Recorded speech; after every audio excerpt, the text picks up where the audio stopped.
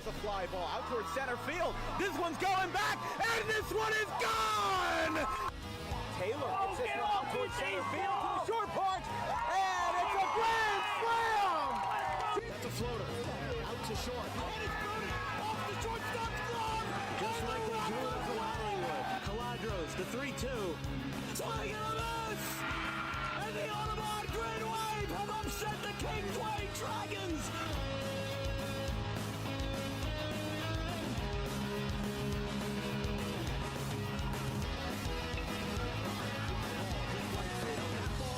Gone! Grant Fournier! Two-run shot to right!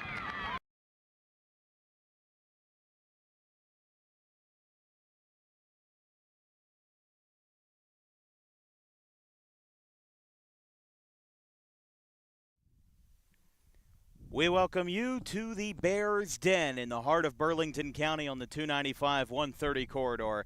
It's our first high school boys soccer game of the season, and it's a good one that you won't want to miss. It's a battle in the BCSL Liberty between the Northern Burlington Greyhounds and the Delran Bears. Two legendary head coaches, Justin Faust and Tommy Orr, making their names known for themselves already with a hot start to the season for both the Bears and the Greyhounds. I'm Dan Wilkins, joined by Chase Parson, making his DWB debut today. He's I believe, a freshman at Rowan College of Burlington County. He's going to be joining us today. He's a former Cinnaminson product, so he knows these two teams very well, and both of these teams who had 11 and 12 wins, respectively, in the 2024 season. Very well, Dan.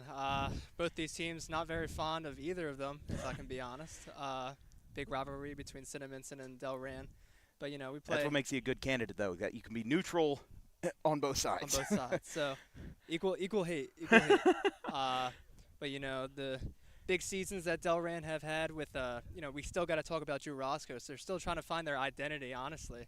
They had Goktanez Malahasanoglu last year filling that role for Drew. This year, it's interesting to see who's going to fill Gok's role now. So I'm very interested to see that.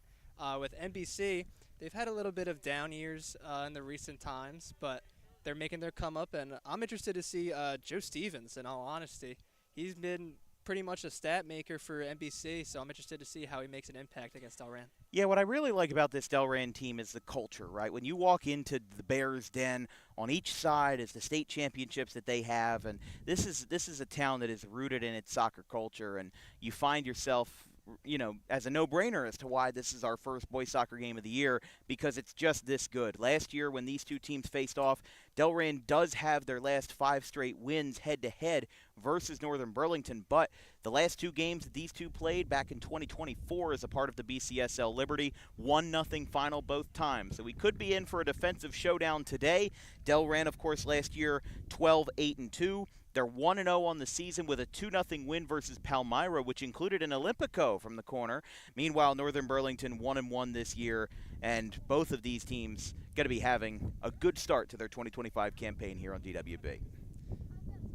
So we'll flip this thing over to the main screen, to the main board, as we've got 80 minutes of BCSL soccer right here on DWB. It's the Northern Burlington Greyhounds making their 19th DWB appearance, their first of the 2025-26 school year, and then the Delran Bears making their 11th DWB appearance, as, again, this is going to be a hard-fought matchup. We covered Delran earlier in the 2024 season. We covered them early in the year versus Clearview, but that game wasn't exactly a rivalry. This is a rivalry, this is a battle, and this is going to be a gauntlet. 80 minutes of BCSL soccer. Again, I'm Dan Wilkins, joined by Chase Parson on the call this afternoon. It's 76 degrees here from Burlington County, from Delran High School in the Bears Den. It's not going to get too much warmer the rest of the year, being the second week of September, but as these kids get settled into the school year, into the new year, they're going to get settled into their respective seasons as well.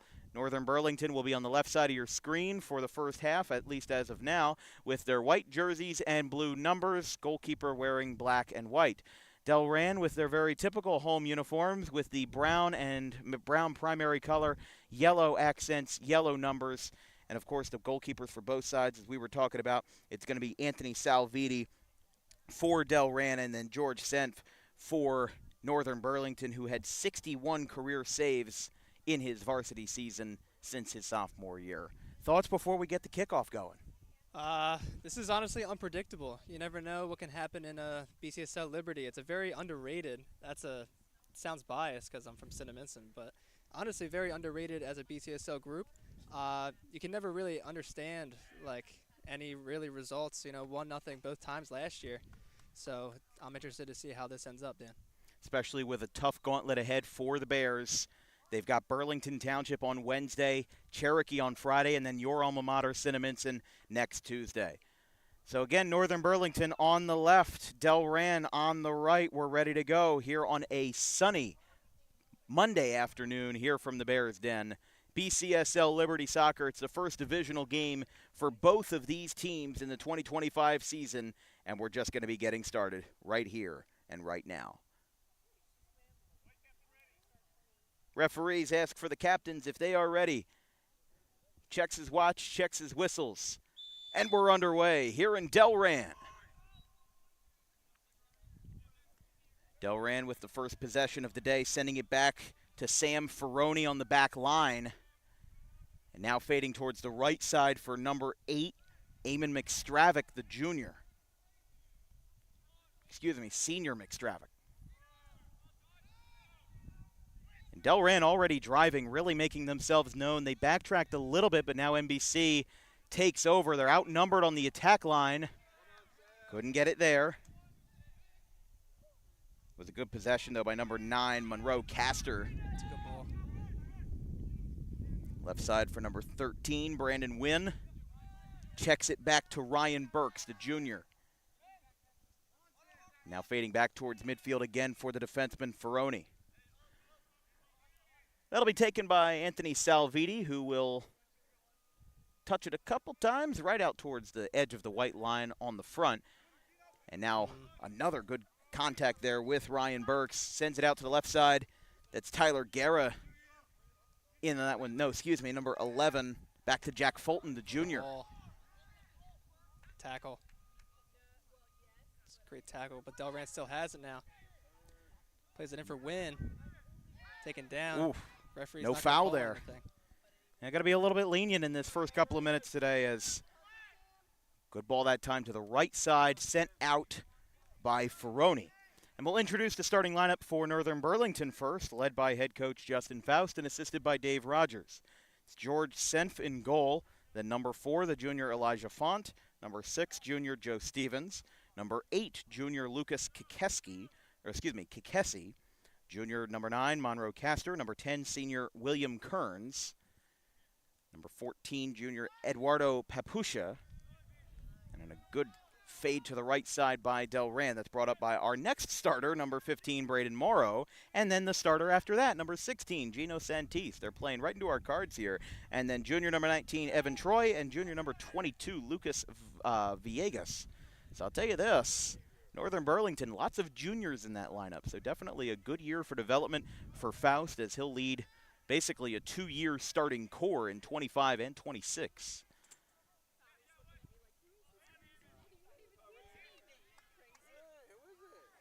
Right back over to middle to the right side for Matt Floor. Liking the good defensive progress here from Northern Burlington. They're giving Delran a lot of space to work with, but Delran is mostly Northern Burlington's mostly making the stops at the end. And now we've got our first breakaway for NBC. We'll see if Delran can get their backs in order. Whiffed on it, right side. Castor gets to the left foot, and a grounder right to Salviti for the save. There, 3-on-3 breakaway. You just gotta play a great ball to the corner, in my opinion.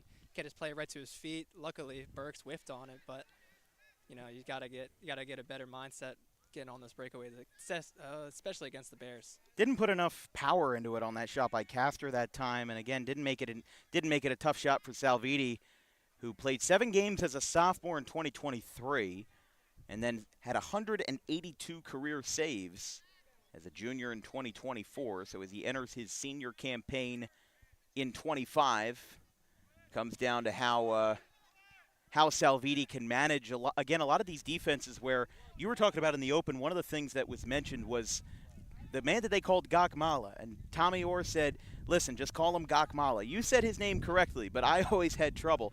And, again, the fact that we are still talking about Drew Roscoe's, 2 years after he's graduated, almost 3 years after he's graduated, shows the impact that he had on that program. Helped them win those state titles when they had the three-peat, the back-to-backs in 2021 and 2022. And then, again, during his senior year, he committed to Bucknell, and there was a lot of hype around him. He won the New Jersey State Player of the Year twice. But that's what Delran's all about. They're about the culture. They're about these players being familiar with each other. As Castor gets the turnover, Wynn forcing behind him, contact, falls, no whistle. Delran will recover the possession with good footwork in the back by Martin Marquez. Ryan Burke's there, right on the line, and it stops right in its tracks. That's exactly what we got to do on the sideline there. Unlucky that it slipped out of bounds.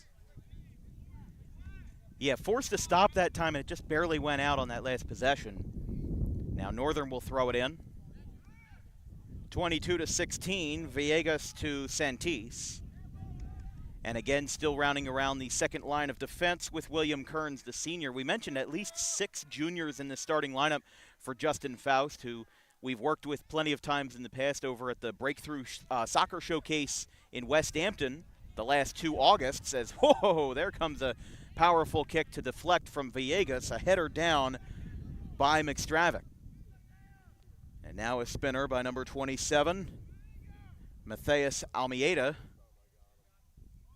Low flyer, trapped and stopped by Braden Morrow. And a bit of a fall that time from McStravick. Both backs on both teams getting a lot of work here as there comes a dive to the left side from the senior goalkeeper, George Senf.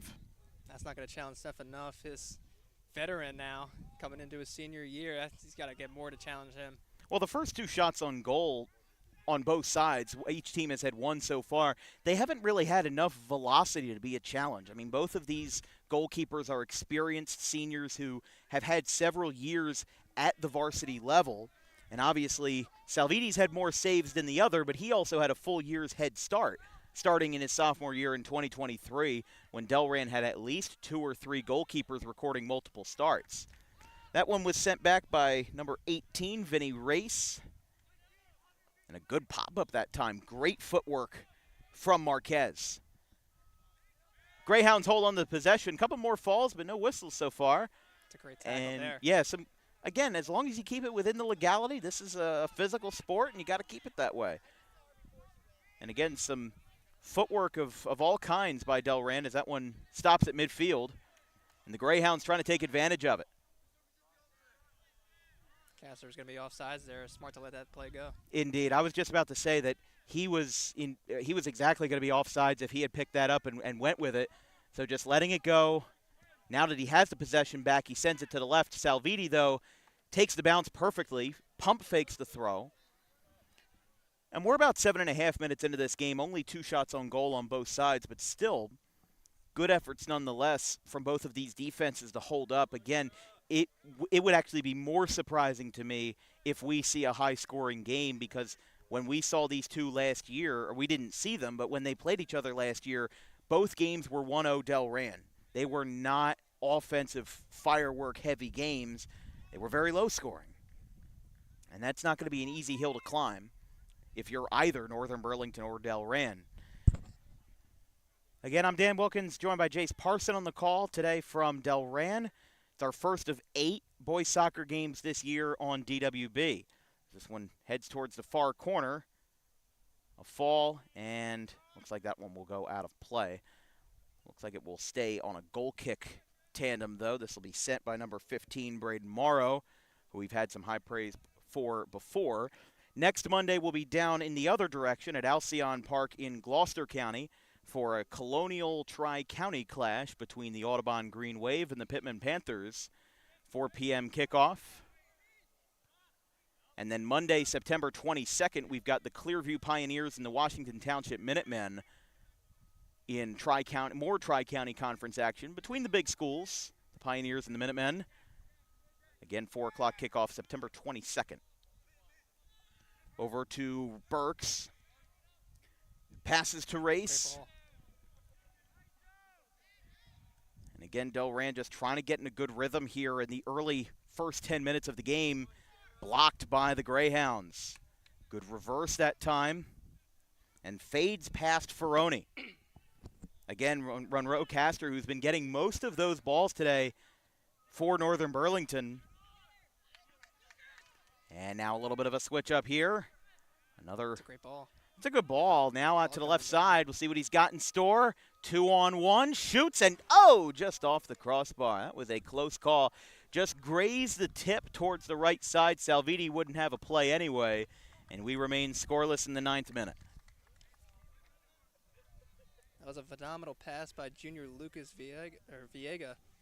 While going down, hit from behind, but the play on by the referee almost scored a goal for NBC. Would have been a nice one as well, and if it was just a little bit down, could have had a crossbar shot that also would have been highlight worthy, but no goal, no cigar, and we stay scoreless as Villegas chases that one out of bounds. This will be Delran ball with Burks, the junior, to throw it in.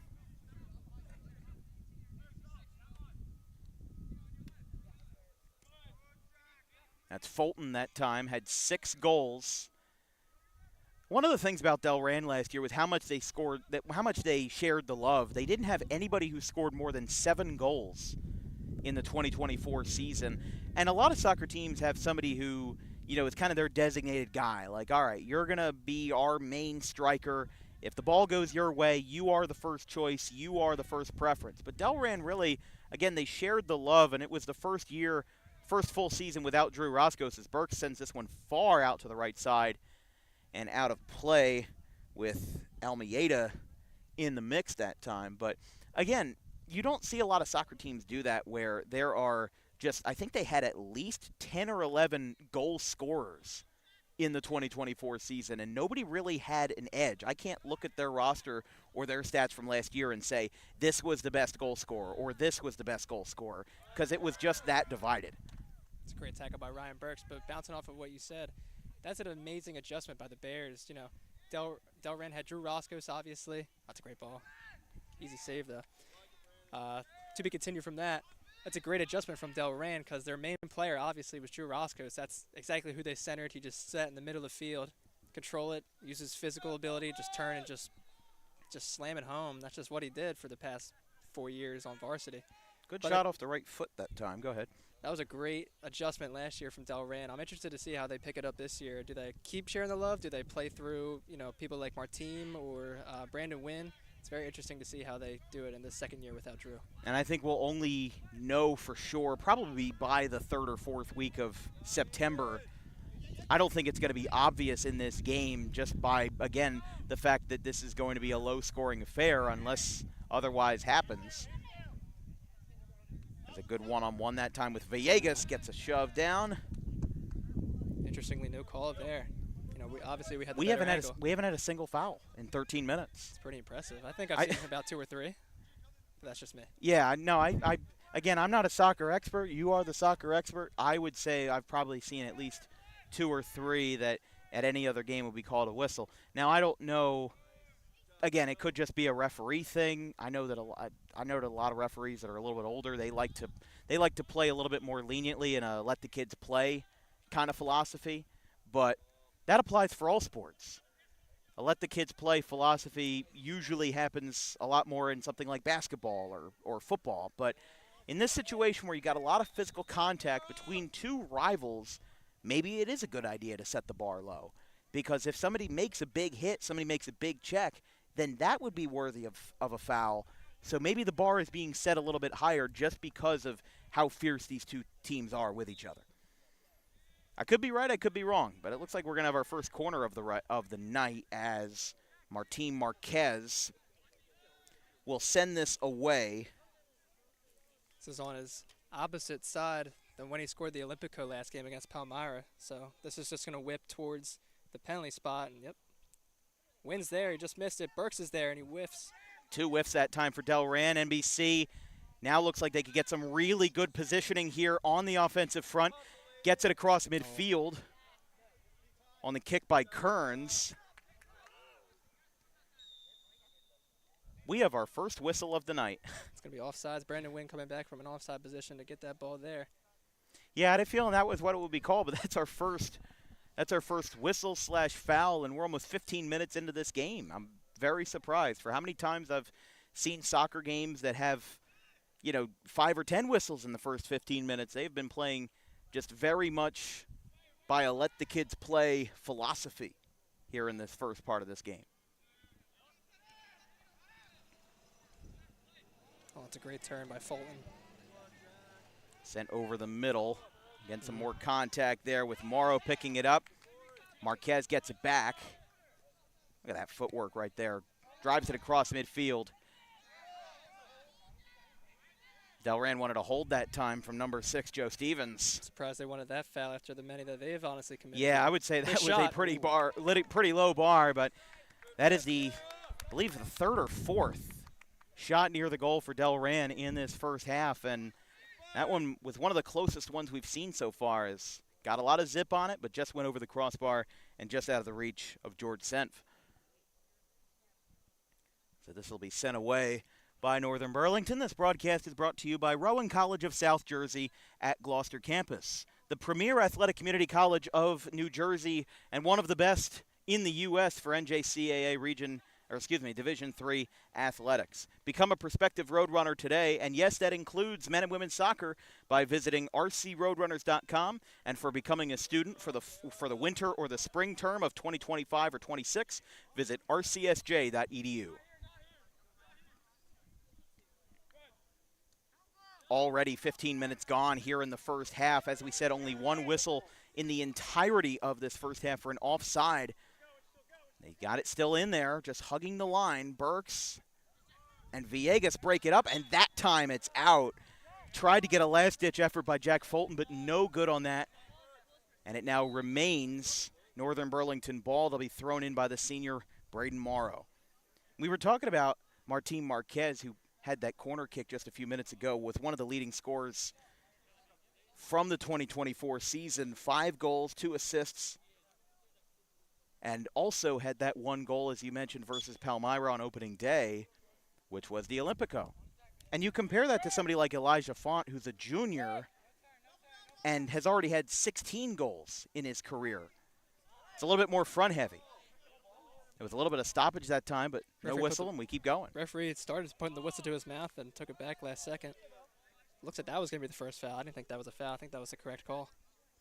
No, that's right. And again, the bar being set here, I think the precedent being set is pretty lenient. And if we get into the second half, and especially if things get a little chippy, which you don't want it to, but you think it might, if something like that happens, obviously there's going to be some disliking of the calls just because of what hasn't happened. If something similar happens in a crucial part of the game late and it gets called, then that's going to cause some issues, because obviously if it's not being called now, then why is it being called later? And that's one of the things that we're going to have to watch and see if that will stay true or if it'll be a little bit more as we get into the second half. Exactly, Dan. And in all honesty, Delran is a big chippy team. So is NBC, but definitely not as widely remarked as Delran is. But in the second half, it's definitely when they tend to, in a low-scoring game, which this could potentially be. And we got a first whistle here. It's going to be a grab on NBC. It's going to be a free kick in the corner for Delran.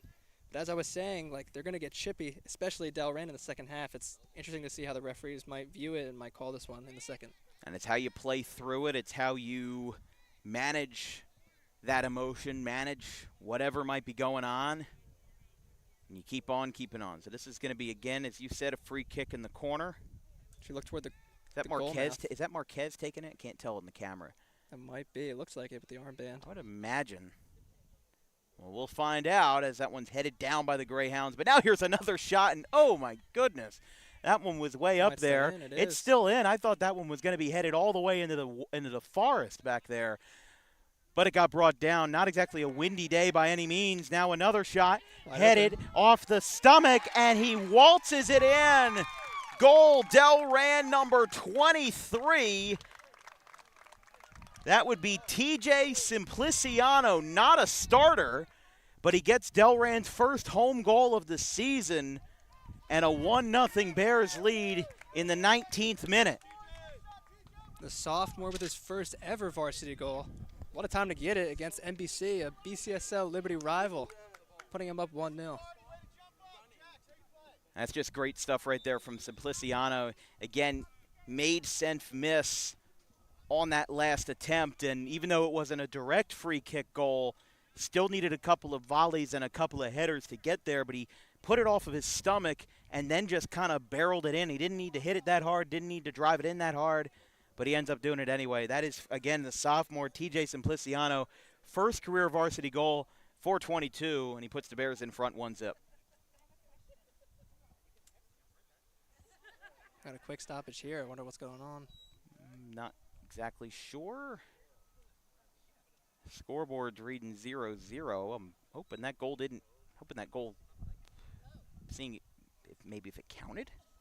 Referee looked like he's talking to the sideline.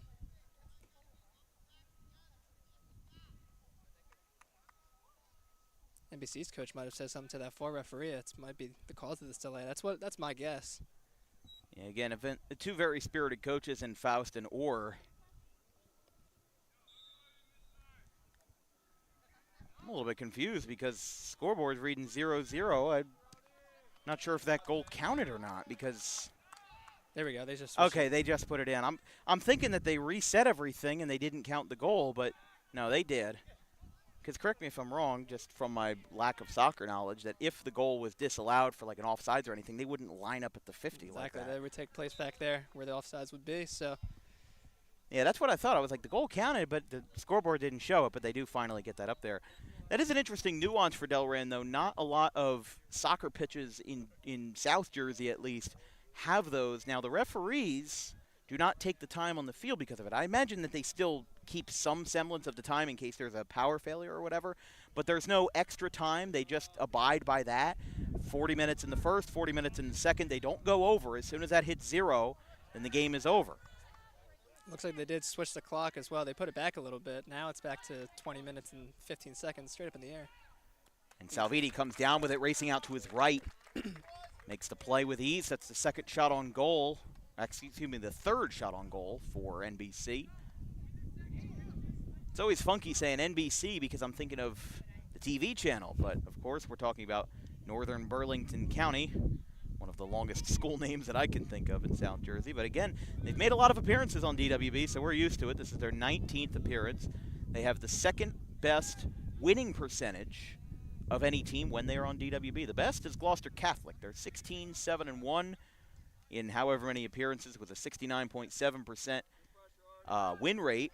And then Northern Burlington and Shalleck have both won 2/3 of their broadcasts, with Northern Burlington at 12-6.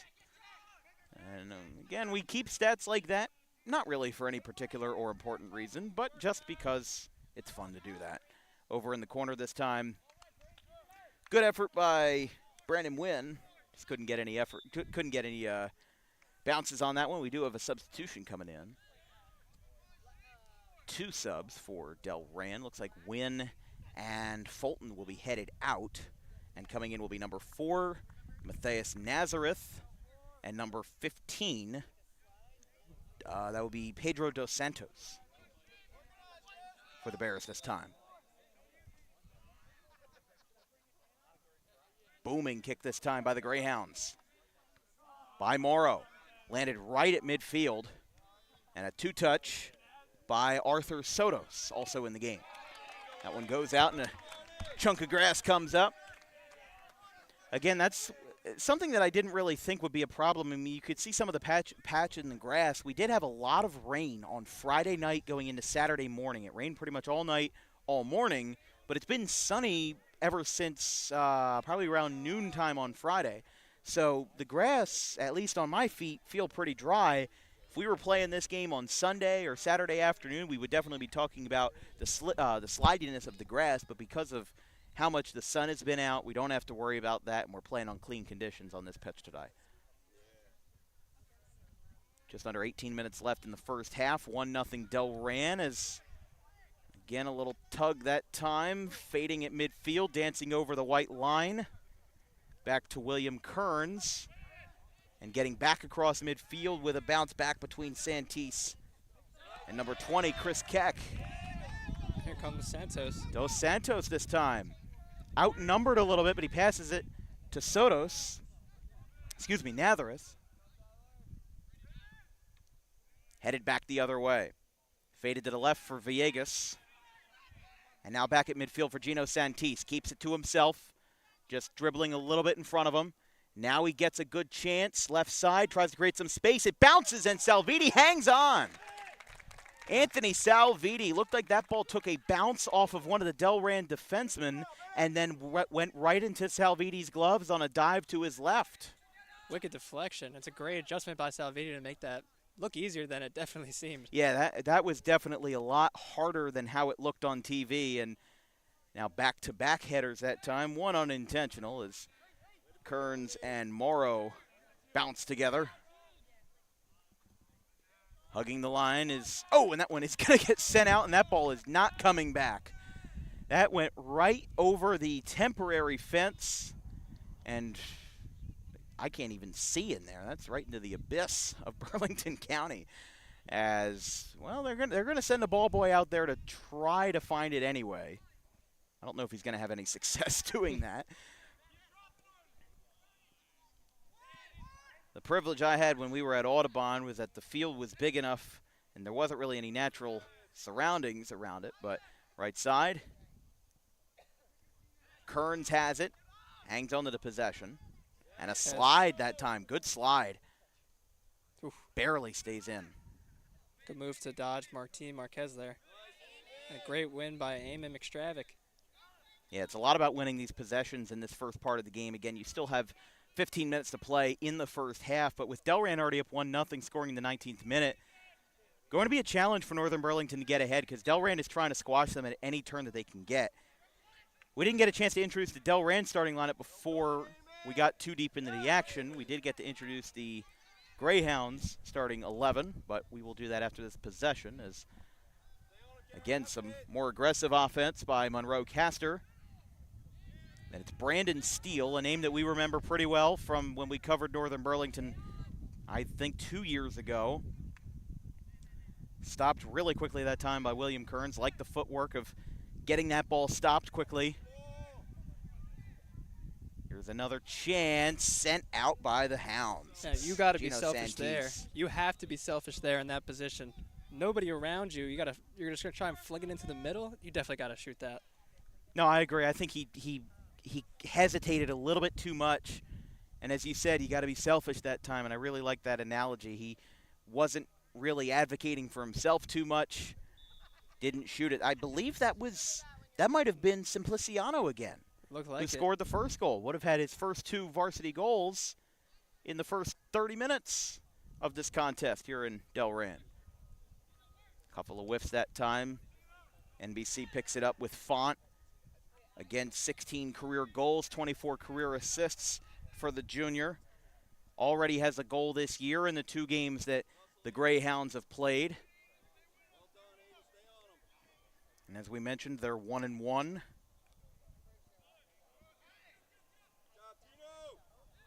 Again, still just stopping right at midfield. Now advancing. It's a good ball to Elijah Font.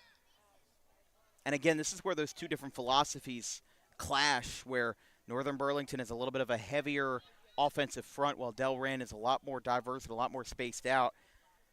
NBC this year, 4-0 win over West Windsor South on Tuesday, and then a 2-1 loss at Bordentown.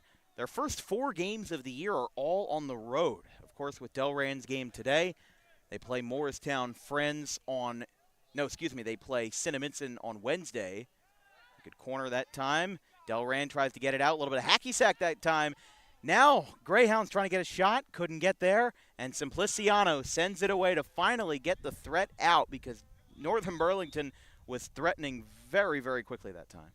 They're going to call the foul here. It's going to be going back NBC's way. Looks like it was a little bit of a shove when they went up for that 50-50 there. It's going to just be a free kick for NBC. McStravick looked like he was limping after that ball was cleared. He might have gotten just a cleat to the foot in that little bunch up there.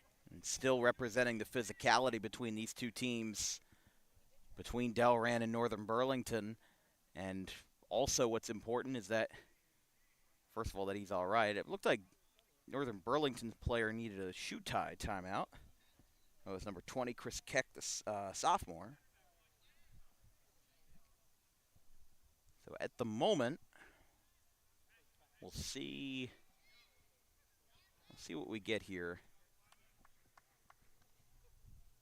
Elijah Font hanging over the free kick. He's going to send this one deep. With his boot, wouldn't be surprised to see this one go far. It's up there. Hodgepodge in the middle. Monroe comes up with it.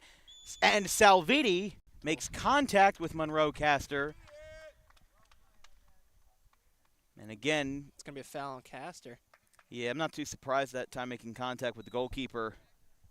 Just got a little bit too aggressive that time. I mean, there's a time and a place for it, but, you know, the goalkeeper's got that bubble. Can't touch him. And obviously unintentional, but just one guy's going this way, other guy's going the other way. Not going to work in the end, as this one is sent out a long way by, again, that's, I think, Ferroni, the back on it that time. No, that was number 8. That was McStravick, who still stays in. That's what I as somebody who is a soccer casual, for lack of a better word, I really enjoy that high school has free substitutions, free reign over substitutions. When I attended my first Philadelphia Union game, and I saw that once you substitute, you can't bring anybody back into the game, I was like, you know, listen, I as I've covered high school soccer for 4 years now, almost 5 years, I'm thinking to myself, I'm like, I like this system better. I know that's how it is in the professional level, and the high school kids, with them being a lot younger, they got to deal with fatigue. They have to stay hydrated. They have to stay healthy. In the professionals, you can get away with playing 90 straight minutes on what is a much larger field. But with this, with how tight it is, not too surprising to me, and it's a system that I certainly enjoy. It's popped up. Brought down. Back to, oh, that was so close for Simpliciano. Just got out to the right that time, as again, that sophomore, they have been putting the trust in his hand. He scored the first goal of the day and now is already on a manhunt for number 2. He's had a couple of close calls already, as that one fades a little bit to the right and we stay 1-0 in the final 10 minutes of the half. Again, sent away by the designated, I call him the booter that time, Braden Morrow. Fading to the left that time. Headed off the chest of number 15, Pedro dos Santos, one of the newer substitutions in this game. And we got whistles. Well, they're going to call that on NBC. Wow. I didn't really see anything wrong with that play. I didn't see anything wrong either. Very interesting. But you saying that makes me feel a lot better about saying that I didn't see anything that time. It looked more physical on Dos Santos' part, but hey, I'm over here, referee's over there. It's whatever he wants. Yeah, we're a little bit farther away. No harm, no foul. Free kick. McStravick. Actually, no harm and a foul. Yeah. Ooh. Good header that time by, again, that's Matthias Nazareth, who's been in for the past 10, 15 minutes at this point. We'll have another substitution. Monroe Caster out for Northern Burlington. Checking in is Eduardo Papusha, one of the original starters. Martin Marquez will get a rest. And Ryan Burks coming back in. And also number 18, Vinny Race, coming back in as well. He comes in for Artie Sodas. What's that? He comes in for Artie Sodas. Oh, yeah. Artie definitely needed a break. He's been one of the workhorses for Delran, definitely early in the season so far. At least in their one game, and at least this game as well. In the final 8.5 minutes of the first half from the Bears' Den, we've got 3 soccer games this week on DWB, 1 at the high school level and 2 at the junior college level. We have men's soccer tomorrow between the Harrisburg Hawks. Ooh, good fake out there, but Delran didn't fall for it. We'll have JUCO men's soccer between the Harrisburg Hawks and the RCSJ Gloucester Roadrunners at 4 o'clock on Tuesday. And then women's soccer in a clash between NCAA Division II and NJSIAA. It's the Georgian Court Lions versus the RCSJ Roadrunners, this time in the women's soccer circuit, 4 p.m. Wednesday. Then we've got a triple header for football. Won't be anywhere in this area, but we will be here in a couple of weeks. We'll be up in Delran versus Burlington Township on the 26th of September. And before that, you'll be working a football game on the 25th. That's Cinnaminson versus, I can't remember who they're playing on the 25th. But either way, you know what? It's Northern Burlington. So we're going to see Northern Burlington again, but it's going to be in a football form. As this one, Salviti comes in and saves it. Stays on his feet as well. Great effort by 00 Salviti that time. And again, Delran. It's a great tackle. Ball got stopped that time. Still back and forth possessions here. He needs to keep his head in this game. Yeah, Santis wasn't happy with that call. And I'll tell you this, though. We still haven't seen too many whistles. I would hope that consistency stays into the half, because I'm not even one to complain about the rate at which fouls are called. Because if you call fouls more than the average ref, that's fine. If you call fouls less than the average one, that's also fine. But what I'm more concerned about is the consistency. If we go into the 60, 70th minute and then we start seeing those called more, I don't think that would be the right move. A little bit of miscommunication that time with Northern Burlington. Keck had the throw. Santis just got a little bit too close to the line for comfort and ends up turning the ball over to Burke, excuse me. Looks like junior Nixos is checking in for, looks like Aiden Khalifa, number 22, coming out getting a rest.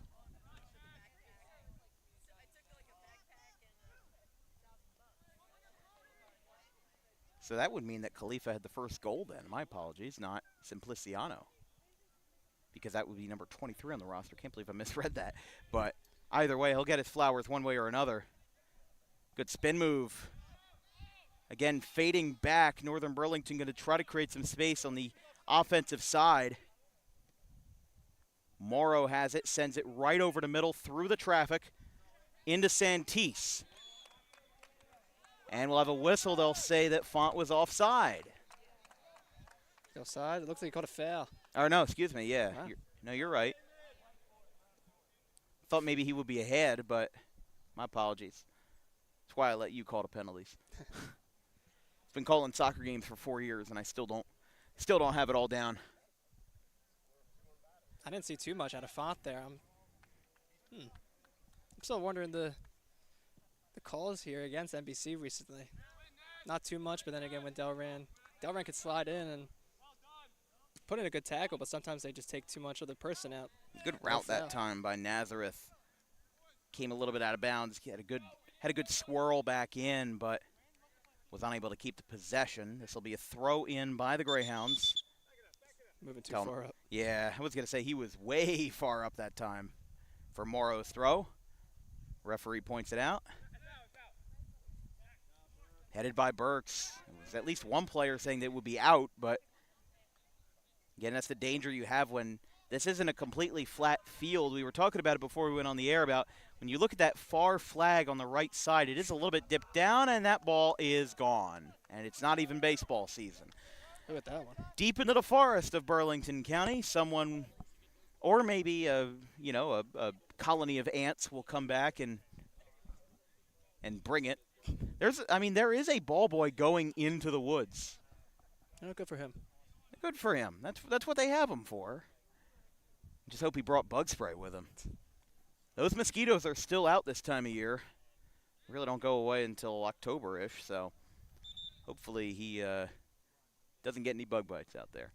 Under 4 minutes left in the half. You're watching coverage of Burlington County Scholastic League soccer. I don't know why I said the full conference name. BCSL Soccer on Dan Wilkins Broadcasting. Again, I'm Dan Wilkins, joined by Chase Parson on the call today, as we've got our first divisional matchup of the year in the Liberty Division between the Delran Bears and the Northern Burlington Greyhounds. If you have any questions or comments about today's broadcast, drop me a line at thedanwilkinsshow@gmail.com. That email is also available in the description of this YouTube video. We also take any donations and contributions if you are able and if you'd like to support the future of broadcast journalism in South Jersey. We have a Venmo at DW Broadcasting. I'm a second-year student at Rowan College of South Jersey at Gloucester. And we'll hold that thought for just a second as a fantastic header by Burks. Oh, just over the crossbar, fading towards the post. And Delran just gave NBC another little scare at the end of the first half. Nick Sousa, the back post there, just couldn't get enough of it. Just taps it over the crossbar. That's a great ball. It looked like it was by Kyle Kateski sending that ball in. Great find of Ryan Burks, headed across the middle. Just couldn't finish it at the end of the day. Again, some great boots in this first half by Braden Morrow, the junior. No foul. They'll keep it alive. Now another low-hanging shot. Diving to the left is Senf. He takes it and saves it. Just would have been, I think, a little bit outside if he didn't go for it, but kudos to him for still putting in that effort. We've got 2 minutes, 15 seconds in the first half. Again, we'll have a, I think, 10-ish minute halftime break. When we did a JUCO soccer game, it was 15, but I think for high school they do 10-minute halftime. But a very rigid structure in Delran with the scoreboard on the far right of your screen operating the clock today. Like we said, the referees still keep the time on the field, but we have a better visual for, you know, what time is what instead of having to guess or look at our laptop to see what's going on down there. Yeah, giveaway.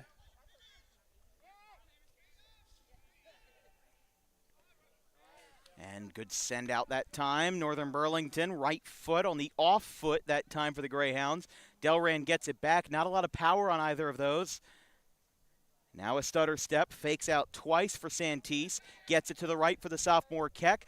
Cuts to the left. Gets past him. Second line. Delran boots it away.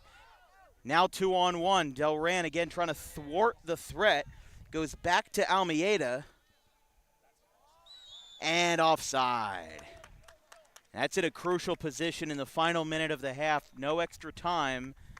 The time that you see is the time that you get, so we'll have time for maybe one or two more possessions before the halftime break here at the Bears Den in Delran.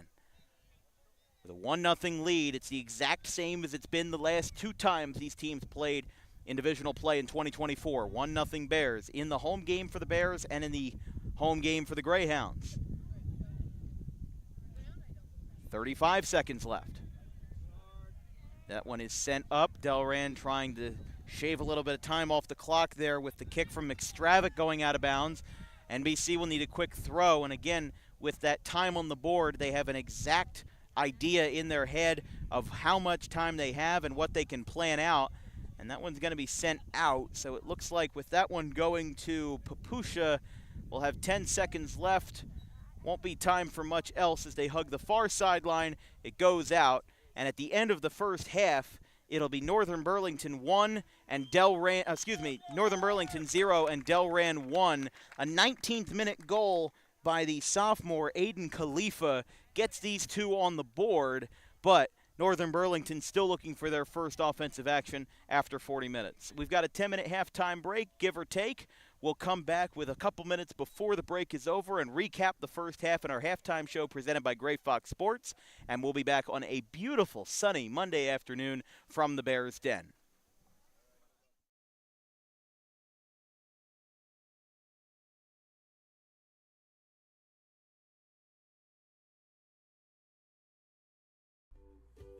In life, the road ahead is full of possibilities.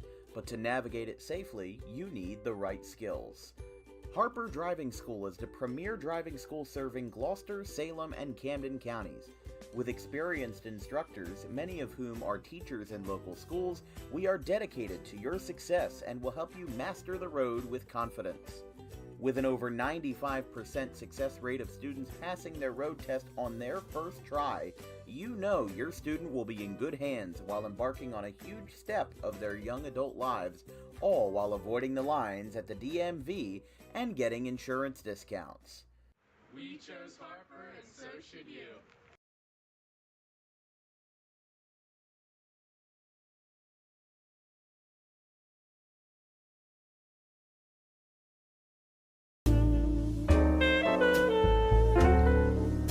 May is Mental Health Awareness Month.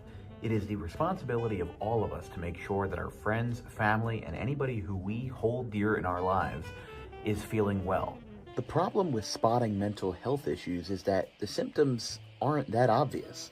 Just because someone is okay or appears okay on the outside doesn't mean that they're okay on the inside.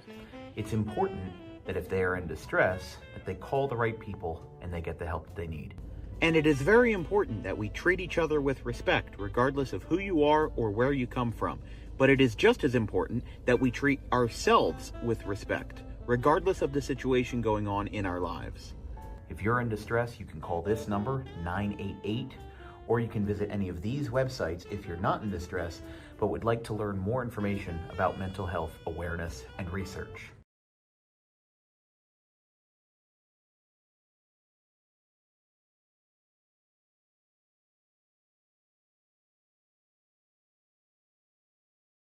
And it gets past everybody. Graham will go back to position with no goal scored. They'll count down the time out loud here.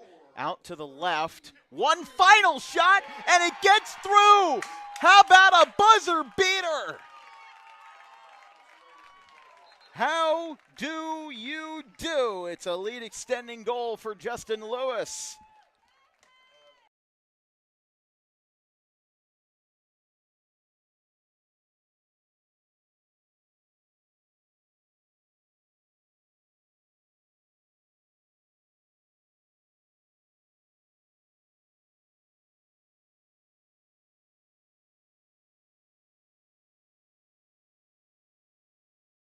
Epplite, he's, again, one time leaving the bases loaded is frustrating enough. Doing it twice in a row. Oh, how about this? Line drive. No, he's throwing it around the infield. They're going to throw him out at first. He's out. I have never seen that before. That is a 5-4-3 ground out because the third baseman thought he caught it. The home plate umpire said no, so he threw it around the infield and then got the out at first anyway because the batter thought he was out. The batter stopped. The third baseman thought Everybody he caught stopped. it, and it touched.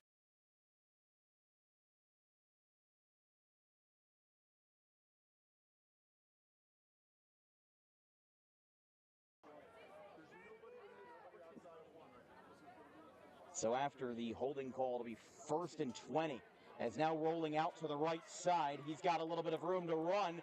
On a QB rush, he's going to get a first down. There's no flags, and how about this for 61 yards?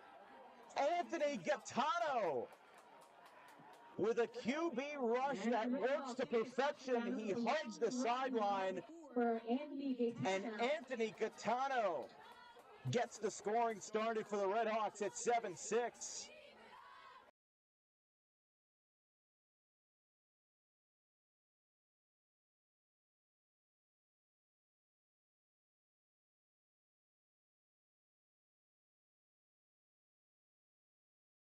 Doubleheader reached first on an error in the first at-bat of Game 2. This one's lined into center field. Slider going over. He dives. Did he make the catch? Yes, he did. Ryan Slider makes the catch. Not on a slide, but instead on a dive. 2 away.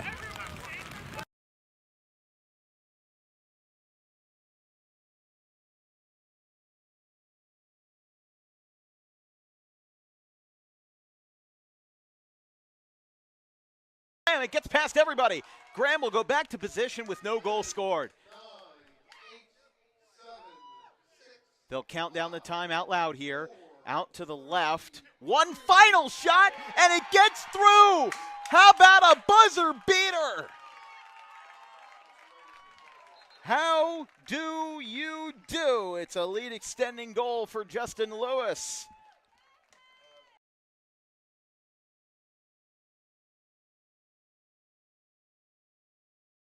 It will be inbounded by Pat Monahan. Oh, the ball gets away. Who's going to have it? GCIT will hang on to the possession. It goes to Stanwood. Stanwood inside. They'll get the shot off. It's gone! Unbelievable! Boston calls the timeout, but will they get it? Unbelievable! Unbelievable! A double contest shot from Hellman! Wow. Ryan James wanted the timeout, but did they get it in time?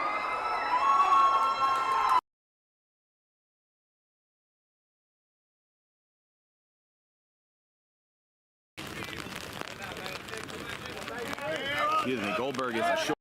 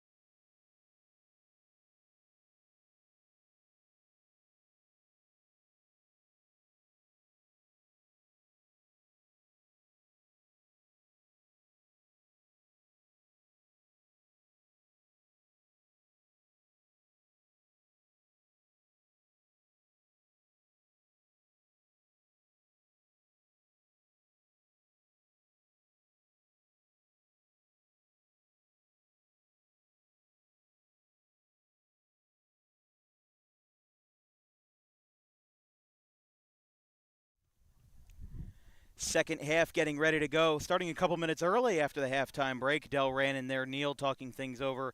I'm Dan Wilkins, joined by Chase Parson on the call. I would like to correct my correction. We got it right the first time. TJ Simpliciano had the opening goal in the 19th minute. Delran lead 1-0. It still holds. Chase, your thoughts on the first half? Well, it's definitely, honestly, what I expected. There's a lot of dominance on the offensive side from Delran, a lot of physicality as well. You just got to assume the Bears and physicality are up on their top end, especially against the BCSL, especially when they play division rivals like this. But no, NBC just got to keep their cool. They can't be down on themselves, being only down 1-0. They just got to keep attacking like they have been, and hopefully one slips through for them. And you can't go back to the history. Obviously, we can talk about the history, the fact that Delran's won the last, I believe, 5 head-to-head matchups between these two, and the last 2 that we saw last year in the home-and-home was 1-0 Delran both times. But today is a new day, and Northern Burlington can definitely snap the shutout streak. And again, with them having a 1-1 record this year, they've got a game up on Delran right now. And again, just still very early in the season. Obviously, Delran's still a couple of years removed from those state championships that they had at the beginning part of the 2020s decade. But Delran 12-8-2 last year. They were, oddly enough, lined up in Central Jersey Group 2, which we saw them in the quarterfinal versus Ocean Township, a game that they won 5-2. They beat Johnson, Ocean Township, and then they beat Cinnaminson, your alma mater, and then no need to rub it in. Don't and remind then, me, Dan. Come on. And then Robbinsville, they lost 1-0 in the Central Jersey Group 2 semifinal. But again, we were talking about it before we got on the air. It was a bit of an odd alignment because I don't really ever think of Delran or Cinnaminson as Central Jersey, but the way that the state does it, especially for sports that are not football, is that if there is a discrepancy or a misalignment in how many teams are fielded for each group, because the group is what comes first. Group 1, 2, 3, 4, that depends on the school size, for those that weren't aware. So Delran is a Group 2, Northern Burlington is a Group 3, and that doesn't depend on how many athletes are in the school. That literally is just how many students are enrolled in the school. I digress, though. My point is that the priority goes group first and then location second. So in that case, it must have been that Central Jersey had a couple of teams short or a couple of teams fall out and go into another group. And when that happens, they get adjusted to South or Central, and sometimes the teams that are closest geographically get bumped into the other bracket. Northern Burlington with some good touches to start the second half. That one is up and, so close to Salviti. I don't know if he saw it because he didn't really react to it, and it fades to his right for a miss.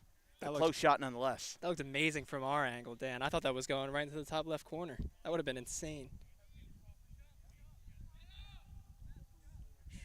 They've got to keep putting the pressure on this back line of Delran. Eventually they could crack, but who knows? You don't know this identity of this team yet. You don't know how strong their back line gets late in the game. You don't know who could be a hole. Back of the head.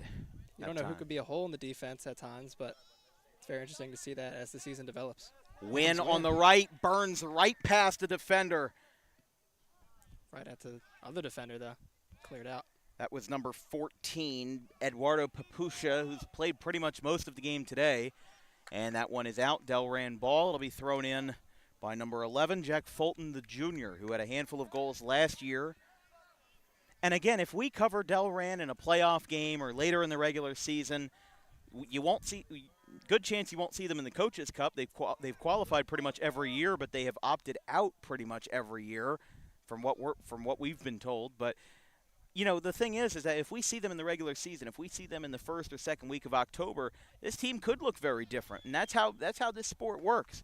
You have enough time, you have enough games spread out to where you are just going to be able to work on your game by game. Delran, their next couple of games, they've got a handful of good opponents coming up. And in fact, their next 3 going to be very difficult. Burlington Township on Wednesday, Cherokee on Friday, Cinnaminson next Tuesday, and then they're home versus Lenape on Friday the 19th, which, I mean, Lenape, this is another former BCSL team now in the Olympic, a team that Delran tied 0-0 last year, and Delran's only won the last 3 of 5. And again, Cherokee's going to be a night game at the Cherokee Bowl, I believe, on Friday. That's going to be another fun game, one that Delran lost 3-2 last year. Here comes a corner. Going to come from Martin Marquez. Off the chest of number 19, Evan Troy. One of the original starters. A fall. No whistle. We stay alive. And Northern Burlington has the ball with Joe Stevens, the junior. Comes Castor. Look at the pace. Man, Castor had some fantastic speed that time. 2-on-1, runs into both of them. Delran sends it back to the second line with Kearns.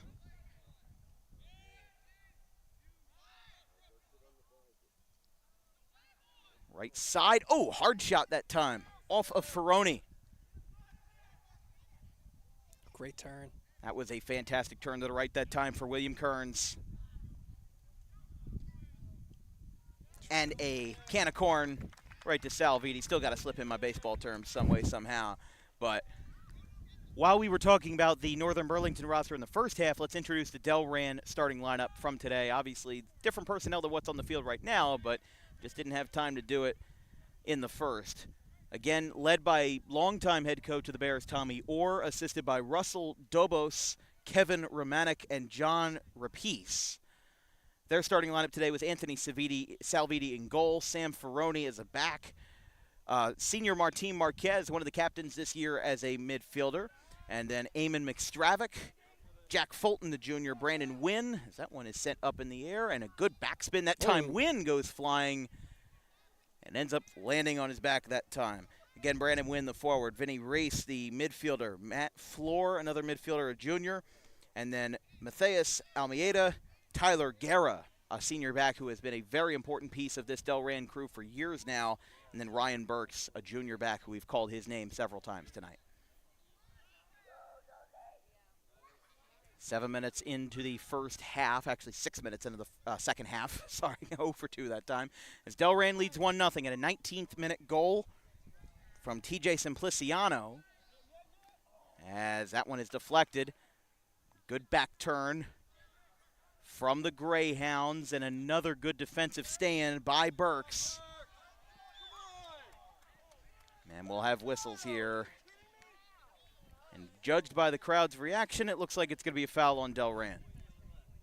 Referee close to us pointed the opposite way, calling for an NBC free kick, Oh, but then quickly switched it around. Yeah, so that is a Delran free kick this time. Yeah, definitely. Burks has Could have just been a mistake. Could have just been a simple switcheroo. But you also know the referee's obviously wearing the electronic over-the-ear mics so that they can communicate with each other from far sides of the field. Wide open win. Brandon Wynn, no good.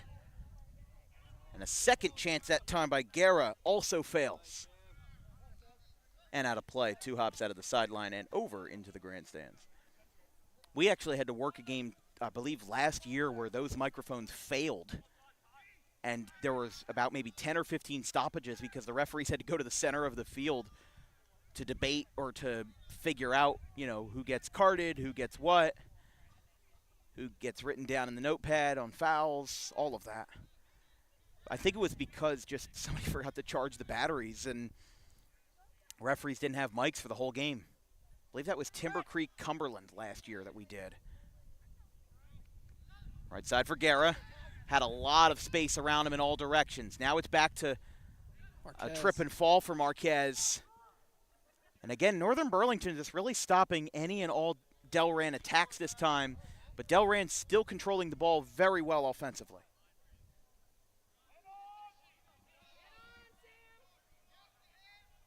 Ferroni, guarded by number 11, Brody Sheehan, the junior. And now a good curve and a good low-flying kick there, as now it is Jack Fulton. Fulton over to Wynn, shoving the back. Wynn breaks through. Still got heavy traffic ahead of him, and a line drive right to George. Senf saves it. It's great patience from Senf. Not going too early, not deciding to go and attack the ball at Wynn's feet. If he does that, that's a goal, easily. Exactly. Oh! Could potentially be a yellow. Referees aren't going to go and give him one, though. They're not going to give him one, though, as Tyler Guerra took a hard hit on the header, with Monroe Castor getting in. Guerra, though, having some candid conversation that time. But again, what has been very interesting today has been the lack of whistles. And again, I don't think that that's a bad thing. Oh, my goodness, look at this. It goes right to the goalkeeper, George Senf. I didn't know how much carry that ball would have, but it had a fantastic leg. And Senf comes in for the save. Now Senf carries one of his own. Well past midfield on the punt that time. And now sent out on the far sideline to the left side for William Kearns. Back over to the middle, a lot of space all around for the captain, Joe Stevens. Gets it over to the left, Elijah Font. 16 career goals, 24 career assists for the junior Font. A shot high over the head of Salviti, out of play. This broadcast is brought to you by our good friends over at Gray Fox Sports. If you want to improve your sports photography, or if you want your event to be covered by the best of the best around South Jersey, visit Michael Taylor's website today at grayfoxsports.net, or visit Gray Fox Sports on Instagram for bookings and more information. And if you'd like to become a sponsor or advertiser with Dan Wilkins Broadcasting, we have small business opportunities, including commercial, spoken word advertisements, and much more that can bring your business to the limelight in front of over 110,000 annual viewers on YouTube. You can email us at, again, thedanwilkinsshow@gmail.com for advertising inquiries, and we'll send you a flyer with more information on how to get involved on DWB in front of South Jersey's fastest-growing independent broadcasting organization. Some good stops on both sides here with the score remaining at 1-0. That was a long 10 minutes here in the second half with all we've seen so far between the Greyhounds and the Bears. But still staying calm, cool, and collected, at least right now. We'll have to see, though. Delran misses it, and Northern Burlington still in control. This one is far out for Font. As we said, he's going to be the man to watch for the Greyhounds. Gets a push, stays with it. With Guerra right behind him, Guerra ends up having to weave through the traffic, and Guerra ends up making the stop on Font. There's a shot. No good. Rolls back out towards the middle, and a trip, a whistle, and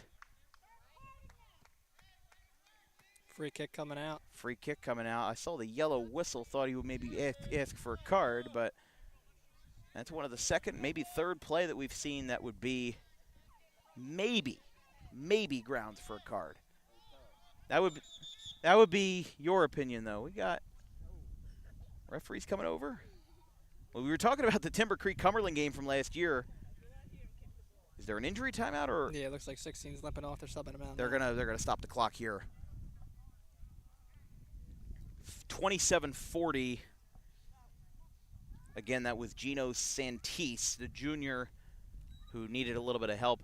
I was curious if maybe the referees were going to talk, but again, you remember they have the the mics. They're not as large as our headsets are, but still an effective means of communication. And soccer as a whole, and I don't mean to pander, but soccer as a whole is a sport that has really taken the most advantage of technology, with the referees being able to communicate, the substitution boards that you see at professional games, VAR being one of them. I mean, that was the first sport to really have that advanced level of communication and technology being used at the professional level. And obviously we don't have any kind of VAR at the high school level, not even in college. But there's even right now discussion that NCAA could be putting in VAR for all 3 divisions in the next couple of years, which would be huge, especially for players trying to get professional aspirations and professional looks, because that's a key part of the game in professional soccer, is VAR for reviewing goals and offsides. I mean, football is just starting to get in the memo with the virtual measurements for first downs. Obviously, there's replay reviews for baseball and basketball and hockey. But what we're seeing is a sport that is still very natural at its core, but uses the technological advancements to really make the game a whole lot better. Good touches from Northern Burlington that time. Number 7 on Drew Rogers that time.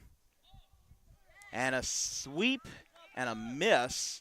And that one's actually going to cross over on the near flag on the left side relative to our booth.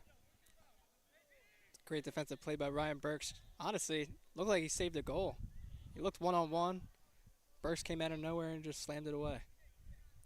It's a good precedent to set as well. I like the fact that they were able to make that stop. This one comes in from the corner. Troy on it, right side, over the head of Salviti, and he does not pick it up, but it goes out of play nonetheless. We'll have another substitution for Delran. Out is, well, actually in is number 7, Nick Souza, and out is number 6, Martin Marquez, making his second substitution break of the night.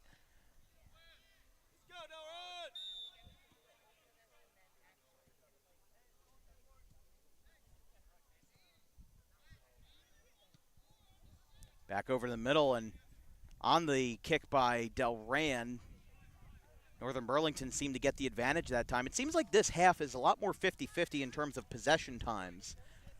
I mean, you made a good point in the first half about how much Delran was dominating the offensive front, even though there's only 1 goal on the board. In this case, seems like Northern Burlington getting a little bit of their groove back here in the second. Guerra on the right side. Gets it over to Sousa. Again, the newest substitution. Hasn't seen any playing time so far today. Gets his first, though, in the 55th minute. This one is up. Look out. Senf bounces it, comes down with it. And a great effort there by George Senf, having to rise above the rest in heavy traffic. Keeps this game at 1-0. Obviously, if you're the Greyhounds, you want to tie this game, but it's a good step in the right direction if you're the Greyhounds.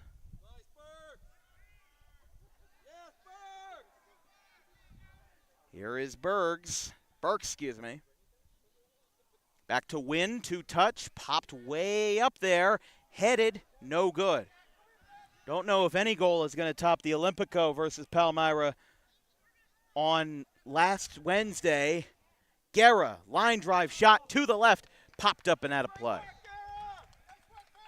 It's a very good, dangerous shot there. That can cause a lot of chaos in the box, and took a little bit of a deflection, but not on target. Yeah, I mean, the deflection not being on target is not the least of your concerns there. I mean, again, Guerra had a good trajectory on the left, and as you said, can create a lot of chaos in the box. And sometimes when you do create a lot of chaos in the box, it reminds me of like crashing the net in hockey, where that disruption, that uncertainty can lead to scores, can lead to goals, because nobody knows where the ball is. Everybody's disoriented. But no goal for Delran that time. That one is popped up over the middle. Back to NBC number 2, Lucas Villegas. Over to the left now for Troy. Not the best trajectory that time, but NBC still hangs on to the possession. Now Elijah Font working through the motions. He gets tripped up. That is a foul. And considering Salvidi's body language, it's going to be against Delran because Elijah Font basically got the legs swept out from underneath him. It's going to be a Delran free kick. I'm just as confused as the players are. That looked like it was a complete takeout by Wynn. Looked like he got a little bit of the ball, but didn't see anything at all for Font.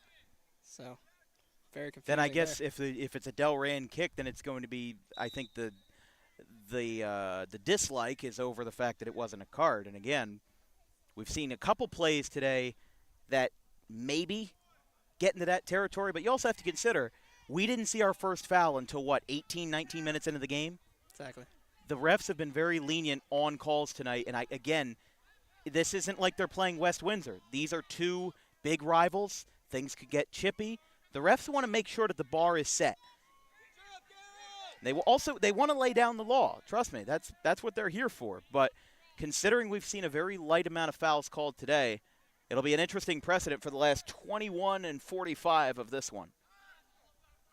Guerra plays it off the left shoulder that time as Evan Troy in a one-on-one battle gets stopped. Looks like the last touch was by Troy, and Guerra will have it. Again for Delran, this is their 11th appearance on DWB. 6-4 overall record.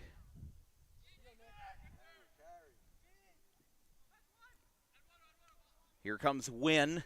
Shoots to the left and onto the infield of the Delran baseball diamond. The interestingly placed Delran baseball diamond. I've never done a baseball game at Delran, but you'd have to imagine it's named after I can't remember his name. The famous Delran coach who has nearly 600 wins in his career.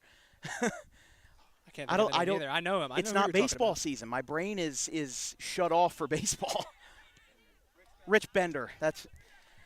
He said it at the exact moment that it popped into my head. I almost said Lee Ware, but that's Woodstown. It helps that we have the athletic director standing behind us. He would know more than the rest of us. Entering the final 20 minutes of this one here in BCSL Liberty Action. Again, this broadcast is brought to you by our good friends at Harper Driving School. Over 90% of students who take their New Jersey State driving test with Harper pass on the first attempt. If you like those odds, you can book an appointment today at Suite 4 of the Total Turf Complex in Pittman at 614 Lambs Road. Again, our next soccer broadcast will be in Pittman, the aforementioned Pittman, for a clash between Colonial and Tri-County. It's the Audubon Green Wave and the Pittman Panthers. As this one is sent up by NBC, it will land out of bounds on the fly, and Wynn will throw this one in. So Audubon and Pittman on the 15th. The 22nd will be Clearview and Washington Township in some big school soccer in Tri-County. And then the 29th, it was originally supposed to be Palmyra and Pennsgrove, but we have changed that. It's still up in the air right now of what we're going to do, but more or less, stay tuned on our Instagram and Twitter at DW Broadcasting on both platforms for more updates on our whereabouts. We've got 3 football games this weekend: West Stepford and Collingswood on Thursday, Overbrook and Pennsville down right off exit 2 of 295 on Friday, and then back at my alma mater, Bordentown versus Audubon from Bendorf Narducci Memorial Field on Saturday, September 13th. Good footwork here from Northern Burlington. Fading out to the left side this time. Guerra now. Guerra, even after being one of the starters as a back this game, hasn't really had his name called a whole lot except for this second half. He's now finally putting himself in the front, putting himself in the limelight. And Delran off to a good start today as they have been making a lot of stops. And for a lot of these guys on Delran Bears, Anthony Salviti is their guy to thank. I'd have to take a look again at the alignments for PowerPoints this year to see if Delran remained in Central Jersey Group 2. He's going to keep him on. Good chance. And he did. Great save by Good Salviti. save there by Salviti. And yes, the Bears are still in Central Jersey Group 2. I mean, I said it like a broken record, but it's about the imbalance in how many teams are in each group and in each bracket, because as we know for baseball, never in a million years would I consider Cinnaminson and Delran Central Jersey. But the definition of that and the definition from the state is a little bit different. Here comes a corner from Elijah Font.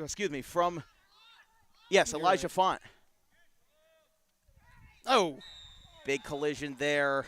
huge charge by Brandon Wynn. That's going to be the first yellow card of the game. Got to stop the clock here. 17:44 remaining. We're in the 62nd minute. And it is a yellow card against Brandon Wynn. We'll stop the clock in due time here on the broadcast.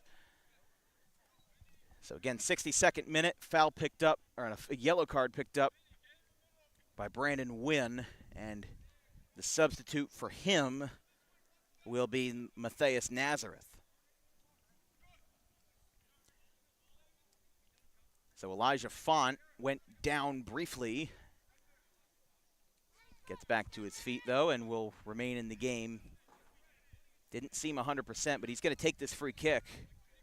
Again, here at the Bears Den, tucked away neatly here at Delran High School, one of the nicest campuses I've seen in South Jersey, with the path of rocks and all of the state championships as you enter, with the Bears most recently 2022 with Orr at the helm. Here comes a free kick again from the 16 career goal scorer Elijah Font. See if late in this game, if Northern Burlington can tie this game and get their first goal against Delran since 2023 after being shut out in both of last year's matchups.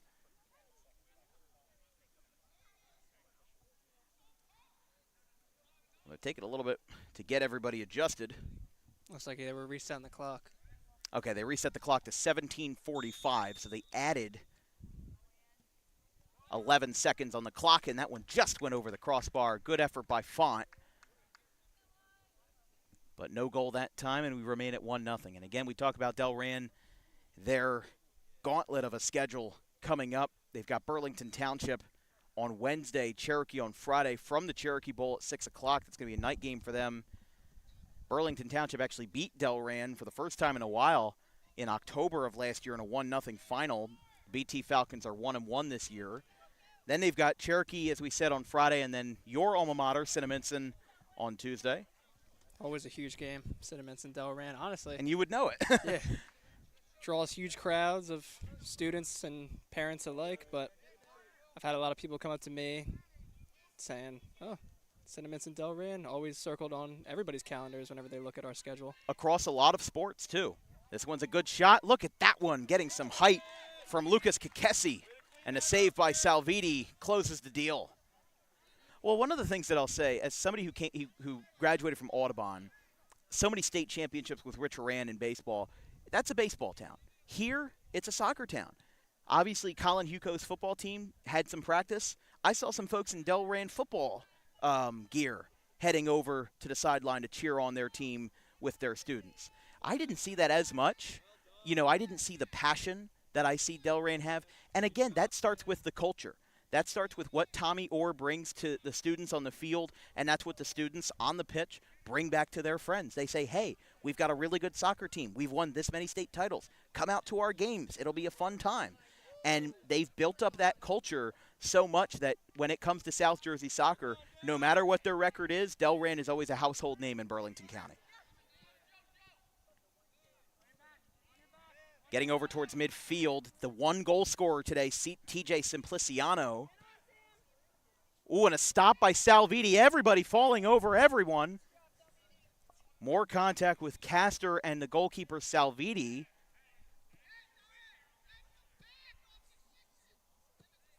And the passion from Tommy Orr being felt by how much we can hear him from our sideline far away here.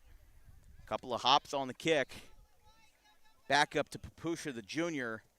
Guerra will have it. He will take it, and it will remain in play. Sent towards the left. Guerra, the intended target, but this one is sent far away and out over the temporary fence.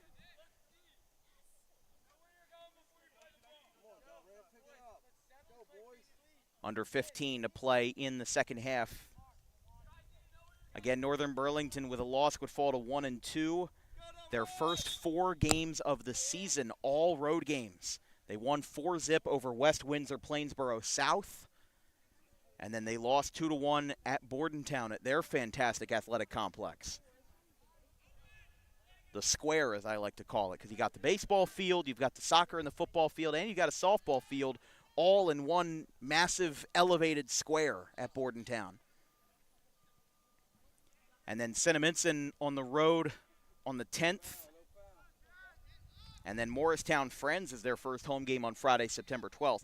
So, yeah, I think that for Northern Burlington, I think that Cinnaminson game on Wednesday is going to be a big test for them because seeing a common opponent that early in the season for both of these teams, when these two meet again on Monday, October the 6th, then we're going to have a better picture.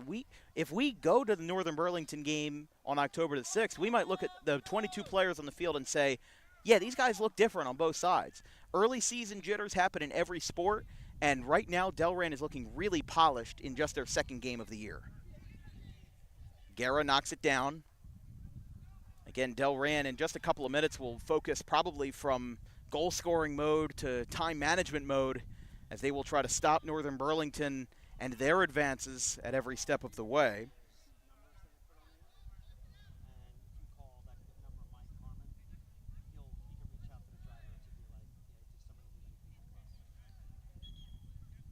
That one's out of play. Looking at the BCSL standings from last year in the Liberty Division, it's interesting because the BCSL has such an interesting way of aligning the divisions. They have 4: Freedom, Independence, Liberty, and Patriot. Obviously the USA-themed names, but the Freedom Division has 5 teams. The Independence Division has 7. The Patriot Division also has 5, and then the Liberty Division only has 4. Cinnaminson, Delran, Northern Burlington, and Burlington Township. All 4 teams had over 500 records last year. Cinnaminson actually won the division because it was 4-1-1. They were 16-5-1 overall. Delran was 12-8-2 overall. NBC was 11-7-1. And then Burlington Township was 10-10-1. So interesting how they kind of had a MLB situation. 4 teams in the AL West, 6 in the NL Central. In this case, 5 teams in the Freedom and Patriot Division, 7 in the Independence, and then 4 in the Liberty. So we're going to have a corner here for Northern Burlington. They haven't kicked too many of them today, but anything could work when they're trying to get on the board for Lucas Kikesi. Should be noted from what we see online, no changes to divisional alignments from last year to this year. Still 5 teams in the Freedom and Patriot, and then actually just 6 in the Independence as of now. Great run by Ryan Burks. Burks finding some space. Contact from Morrow. We've called his name a lot tonight. Gets to the left. Thought he was maybe going to fake it to Burks and tried to get that one in. No cigar that time. NBC still hanging on. Runs back to Khalifa. Simpliciano, who scored in the 19th minute, responsible for our only goal of the day. Oh, contact to the face. Referee saw it right there. He's going to stop the clock, and we might have a card being dealt right here. It's a yellow. Wow. And it'll get charged against Monroe Castor, who's been in the limelight for Northern Burlington, even with no goals on the board. He's been maybe their lead guy. I think go ahead. I think Castor's lucky to just walk away with a yellow and able to come back in this game. That looked more like a clothesline almost from our angle. And we were pretty close to it as well, but the referee had a closer angle, and that was his discretion. 8 career goals for Castor, 9 career assists, and again, a very key player in NBC's attack. With the clock stopped, they'll have 11 minutes and 1 second remaining here in BCSL Liberty action. It's been a fantastic game on a fantastic day, too.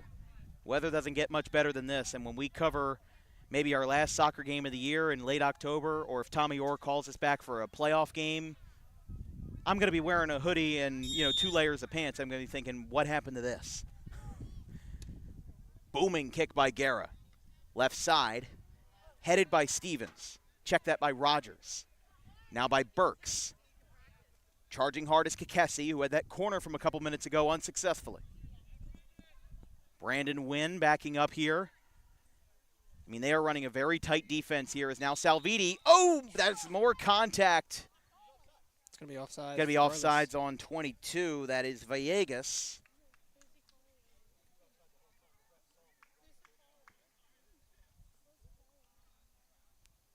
Think he was offside the whole time, or what do you think there? Well, I caught him at the same time. I think everybody else caught him. Their head swifted Yeah. to the left. When everything's happening that quickly, hard to get a good grip on it. But we're going to go into the final 10 minutes of regulation, and it's going to come down to if Northern Burlington can finally break through that Delran attack, because I think honestly their defense has spoken more about their play than their offense has today. It's a 1-0 game, but their offense hasn't been that dominant, and in the second half, it's been almost 50-50 on time of possession.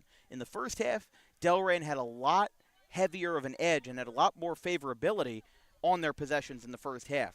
Now Northern Burlington has figured out a little bit more of the game plan, and now they're going back in, getting the best effort that they can, and now just trying to find any way to level this game.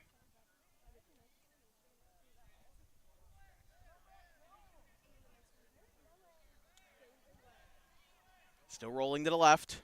It's a great ball. Just played just behind him.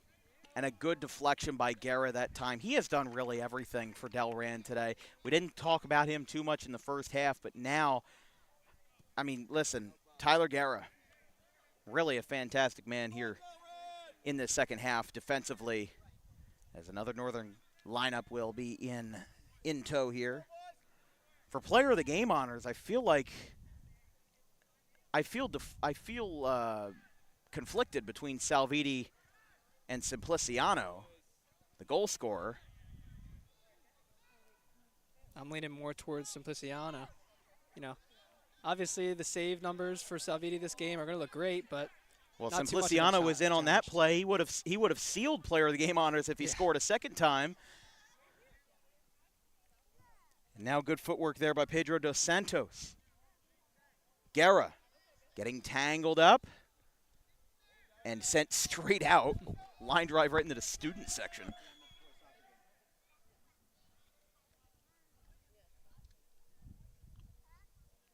I mean, don't forget as well, Delran is a soccer town through and through on the men and women's side, because, of course, Carly Lloyd being from Delran as well. You know, this is, regardless of how many state championships either side has, this is a town that is going to show out for every match. Wynn whiffed on it. Now another chance for Dos Santos. Out to the left this time, one-handed by George Senf. Oh, that hit off the post. It looked like he got a piece of it, but referee says no, it's going to be a goal kick. That's going to be... Delran's arguing that. And Tommy Orr's arguing that as well. So you're saying it's going to be an NBC goal kick. You can hear Tommy Orr from back if you're sitting in a class. Oh, yeah. You always hear him. He's got one of the loudest voices in South Jersey, in my opinion. He's a passionate guy, I'll tell you that. Morrow sends this right to midfield, headed down. I believe that's Nick Arangio that time. No, excuse me, that was number 18, Vinny Race. Back to Dos Santos. Been calling his name a lot in the second half after coming in the 30th minute. Right around that mark as it's Nazareth from the side. Delran couldn't get a touch. NBC had possession. Now it's back on a deflection by Marquez. Liner deflected by Morrow. Headed down by Guerra. Shoulder to shoulder hit. Oh, that was from A behind, roll. yep. A whistle. And Northern Burlington certainly likes that one. Delran faithful isn't too happy about that. I don't know how happy they're going to be about any of this. I mean, got a foul, though. NBC ball. Villegas reacts accordingly. He kind of looked up to the grandstand and he put his hands up like, what do you want me to do? You got that. You got the parents behind him, behind us, yelling about that. Oh, That one is another diving save by Senf. if he got all of that shot, I think that would have been ball game. A little bit more power would have probably put this game away as a high-powered kick. Guerra and Villegas whiff on it. This one's headed our way over our heads. Look out. And we're going to have a late substitution here. 6 minutes to play in the second half. This broadcast is brought to you by DAWG Professional Wrestling, or Dog Pro Wrestling, South Jersey's premier pro wrestling organization with high-flying events and nonstop entertainment throughout the Garden State. Visit DAWGProWrestling.com for more information on future events and ticketing. And if your civic organization, charity, or club, whatever you may needs a little flair to their next outing or event, book DAWG Pro Wrestling for your next fantastic outing with high-flying wrestling entertainment. Now down to our final 5 minutes. Remember, with the electronic scoreboard here at the Den, there will be no extra time. When it hits zero, it hits zero. And honestly, you know, Chase, you've played at Delran a lot, being a Cinnaminson grad. Does having that time up there, does it help you? Does it hurt you? Does it make you more nervous as a visitor? How does it feel? It does all those things, Dan. You described them perfectly. I mean, it makes you excited if you're leading, which I've not experienced, which sucks. You know, it hurts when it gets down to that last minute and you're all the way in your other corner. But, you know, it makes you a little bit nervous when that clock hits zero or close to zero with 10 seconds left, no matter what half it is. But you described it perfectly, yeah. Well, this will be another corner by the Greyhounds with, again, number 8 back there. Oh. Kikesi. Salvini must punch that into the back of his own net. That's exactly what it was, it looked like. Got away with that one. Definitely did. Close call, though. Now you got to send it a good corner. Half these corners for NBC on this end haven't been the greatest. Here we go. No. Got a little bit ahead of yourself that time, but either way, score remains 1-0. But those are some good shots by Northern Burlington that time, and it finally allows. So actually, they're stopping the clock in the last, I believe it's the last 5 minutes. I think I remember this, at the last 5 minutes, the clock stops for substitutions. That's how it works in college as well. A lot of pitches have, of course, automated scoreboards. This is one of the few high schools that I've experienced to have one. Headed down. This one's going to be headed right along the midfield line and out of play. Headed by Evan Troy.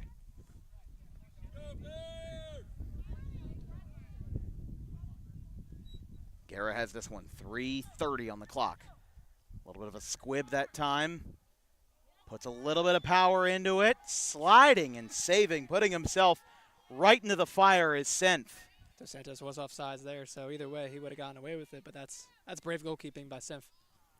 Exactly, when you kind of know what you're dealing with, what you're going to get into. It's not easy to swallow that pill. As here goes Dos Santos again, second try. Couldn't get it. NBC recovers, and Senth picks up another save to his left of the goal stand.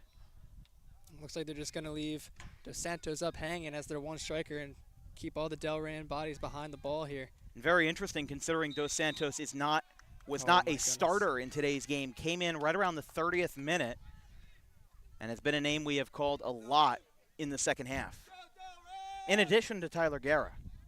And Tyler Guerra has really been the anchor here for the Delran back line. I would say up for contender for player of the game as well. He's been a standout star for us. Yeah, if this was a 0-0 tie and you needed to interview somebody, then that's who it would be. But again, the goal scorer kind of fades it a little bit. Now over to Burks. Again, trailing towards the final 2 minutes. Look at Northern Burlington's coach helping out there. Looking to shave off some time. It's a team effort when you got to get that ball back and play quickly on the throws. Another save on a hop by Salvini. You know what, I'll tell you, what I like is when we talk about this place, there isn't much of a sideline. We're probably about 8 to 10 feet from the field on our side, from the white boundary line, and then there's probably even less space between the NBC and Delran benches and their fence that goes out. So when you need to throw in, as long as the ball stays in the yard, you're going to have a quick recovery and a way to get a lot of seconds saved on the clock. 1:20. Just like that, most of that time is gone. Dos Santos to the right side. He's got a lot of room. He should just hold this in this corner, but looks like he's going to try and find a cross. He's going to try to be aggressive. Could be a mistake here. Oh. That was close. Almost was a mistake. Falls right to him. Almost played it right into his hands. Delran hangs on to the Brandon possession, Wynn. goes out of play. They're going to ask for a new ball from the handler. They will get it. 55 seconds now in regulation. 1-0 score. And again, with no extra time, what's on the scoreboard is what you see. It's going to be a final battle. Delran player goes down. Goes back to Nazareth. It's a great ball. It's a good ball by NBC there. Goes to the left side. Guerra has it. He just wants to send it away. Just wants to send away as much time as he can. But they play it right to the Greyhounds. Goes from Kearns to Troy, rather to Keck, the sophomore. 25 seconds remaining. Right side for Castor, who comes back into the game after his yellow card in the 65th minute. 62nd minute, excuse me. Wasting the time. They got 12 seconds. They're still on the Delran side. Everybody's bunched up, and it will miss to the left side. Salviti didn't have to make a dive, and the Delran Bears will be 2-0 with a home opener win. A last-ditch effort by the Greyhounds. Got it oh so close. But the Bears come on top with this one. A 19th minute goal was the only one, and for the third game in a row between the Greyhounds and the Bears, the final score, 1-0 Delran. What a game, and what a way to start off our season. Very good game to start off, especially here. Great defensive battle, both ways, honestly. Just a simple miscommunication in the middle led to the Simplicano goal. That didn't happen. This could have been a whole different game. Overtime looming. Could have been an incredible game to watch. No matter what, it was already incredible, but an overtime game is always exciting. Always welcome indeed. We had some of those in 2024 as both of these teams will line up at midfield, shake hands, and honestly, we were talking about these two teams being big rivals. Not a lot of chippiness today. There was 2 yellow cards, but honestly, for a game in the BCSL, that wasn't too much. And it was a pretty clean game. And again, I give the referees a little bit of credit that time, and maybe a lot of credit, for swallowing the whistle. We don't see that a lot. These two refs, I don't want to assume, they seem a little bit on the older side. They might have a little bit more experience with the game. People that like to be a little bit more old-fashioned with their style and more of a let-the-kids-play situation. They only pulled out the whistles when they had to. They only pulled out the cards when they had to. One against Delran on Brandon Wynn, one against Monroe Castor for Northern Burlington. And at the end of the day, everybody stayed clean and collected at the end. Exactly. That's what you want to see. Honestly, if you're a spectator, you don't want to see too much chippiness. Sure, No. it could get entertaining, but It takes away from the game after takes a while. Exactly. Well, I've seen a lot of JUCO games that are a little bit undisciplined and get out of hand, and when that happens, it takes away from the product of the game. So absolutely, that is what you're looking for. You're looking for a clean game. You like a little bit of fireworks, but you don't want a whole display. We're going to be back in just a moment. We're going to get our DWB Player of the Game interview. Our player of the game will be TJ Simpliciano, who scored in the 19th minute and was the only goal scorer in Delran's 1-0 win. We'll take a quick break. We'll be right back, and we've got post-game interviews and more. Well, not much more than that. Interviews, and then we'll sign off from Delran. We'll be right back.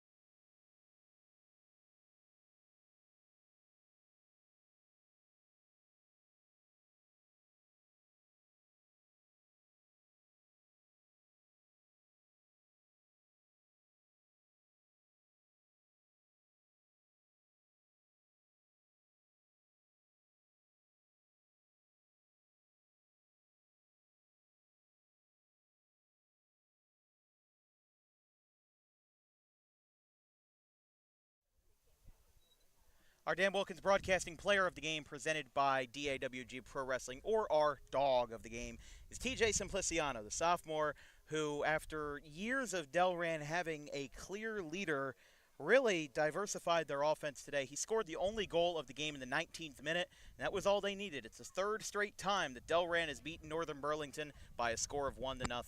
TJ, it was a great game for you. It was a great game for the team. How'd you feel out there today? I mean, I felt good. You know, that one ball I scored, it was just getting in the box in the right place and putting it in the back of the net, really. And it wasn't directly off a kick. Had a couple of volleys go your way before you got it in, and we actually didn't even get that great of an angle on it the first time. So run through how you got to that goal, and what was going through your head as you were getting ready to score, and then of course what happened in the goal. Well, I think it was maybe a corner kick from the far corner, and then it just went really high in the air. It was staying in bounds, and our teammates fought well to get that ball in the box, and kid whiffed. I was in the right place, luckily, and found the back of the net. Didn't need too much effort that time, but this was a game that was really dominated by defense. A 1-0 game doesn't really tell the whole story when there's one goal scored. Your defense really stepped it up. Guys like Tyler Guerra had a fantastic game. Ryan Burks had a fantastic game as well. And also your goalkeeper, Anthony Salviti. How much of this team's success in the early part of this season, now that you guys have played 2 games, you've won them both, how much of that success do you credit to your defense? Yeah, I mean, they're the leaders back there. We got 2 captains, Tyler and Eamon. They win every ball. They go up for everything. Sam and Burks, they do their thing, run around, and hopefully get it to us, and we can keep possession up the field, One of the great things about Delran, the reason why I love coming back time and time again, is the culture here. When I walk through the trees and I walk through the gate to get here to the Delran Bears Den, there's always so much history here. Whether it's on the men's side or the women's side, there's so much culture here. Tommy Orr is a huge culture setter. Now that you're a sophomore now, so this is your second year working with Tommy Orr, what does his leadership mean to you as a player and as a teammate? I mean, it means a lot because, we come in here every year. Throughout the summer, we're working really hard, and we have a full week where we're coming here at 5 a.m. and getting up to try out to be on this team. And even when we made the team, we still got to take pride to clean up the field, all that stuff.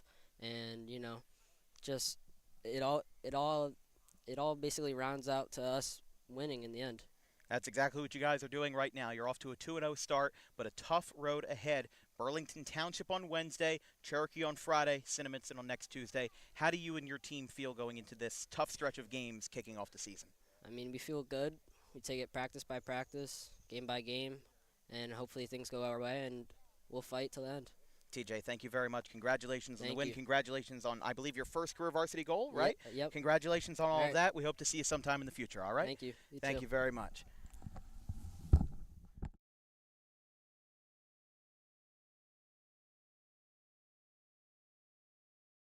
He gets a little cheer from the crowd that is stuck around after this final. But again, big thanks to Chase Parson on the production today. We talked a lot about what this game meant and how this game fared. And listen, it didn't take much for the first and only goal of the day. And then after the 19th minute, it was just 60 minutes of aggressive defensive soccer back and forth. Our next broadcast will be tomorrow. More JUCO soccer, this time from RCSJ, between the Harrisburg Hawks and the RCSJ Gloucester Roadrunners. Our next high school soccer broadcast will be 7 days from today on Monday, September 15th, in a colonial/tri-county clash between the Audubon Green Wave and the Pittman Panthers. But that'll be all from this beautiful Monday afternoon from Delran. Again, big thanks to Athletic Director Anthony Godotti and Tommy Orr to my right. They do a fantastic job taking care of these facilities and also having us back. It's just a great place to be. It's about 25 minutes from home for me. I love coming back to Delran time and time again. From our entire crew, our social media coordinator, Haley Mejia, our graphics crew, Gavin Van Rel, Caleb Lane, and Carson Rosso, my producer and color commentator, DWB debut from right down the road at RCBC, Chase Parson. I'm Dan Wilkins. We'll see you tomorrow for JUCO soccer between Harrisburg and RCSJ. The final score, 1-0. Delran over Northern Burlington here in our high school soccer season opener. Have a good one, folks.